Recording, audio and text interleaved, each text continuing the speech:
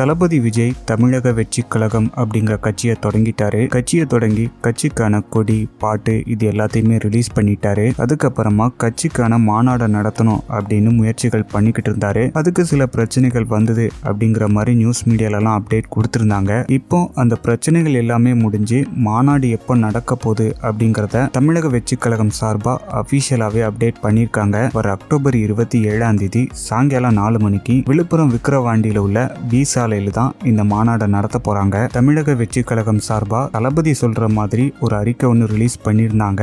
அதுல டீட்டெயிலா என்ன சொல்லியிருந்தாங்கன்னா, கட்சியோட கொடியை ரிலீஸ் பண்ணும் போதே மாநாடு எப்போ நடக்கும் அப்படிங்கறத சொல்ல போறோம்னு சொல்லியிருந்தோம். நம்ம மக்களோட எதிர்பார்ப்புகளை நிறைவேற்றுற வகையில இந்த கட்சியோட கொள்கை தலைவர்கள் யாரு, கொள்கைகள் என்ன, கொள்கை சார்ந்த செயல் திட்டங்கள் என்ன அப்படிங்கறதெல்லாம் சொல்ல போறோம். இந்த மாநாட்டை நம்ம வழி நடத்த போற கொள்கையும் அதனால அடைய போற இலக்குகளையும் முழங்குற விதமா அரசியல் திருவிழாவா கொண்டாட போறோம். ஏற்கனவே இந்த மாநாட்டுக்கான ஆயத்த பணிகள் நடந்துகிட்டு இருக்கு. களப்பணிகளும் தொடங்க போகுது. இந்த மாநாட்டில இருந்து வலிமையான அரசியல் பாதையை அமைக்க போறோம். இந்த நிலையில இந்த மாநாட்டை வெற்றிகரமா நடத்துறதுக்கு தமிழ்நாட்டோட மண்ணை சேர்ந்த மகனாக ஒட்டுமொத்த தமிழ்நாட்டு மக்களோட ஆதரவையும் ஆசிகளையும் உரிமையுடன் வேண்டிக் கொள்கிறேன். அன்புடன் விஜய் அப்படின்னு சொல்லி அந்த அறிக்கையில தளபதி விஜய் சொல்லியிருக்காரு.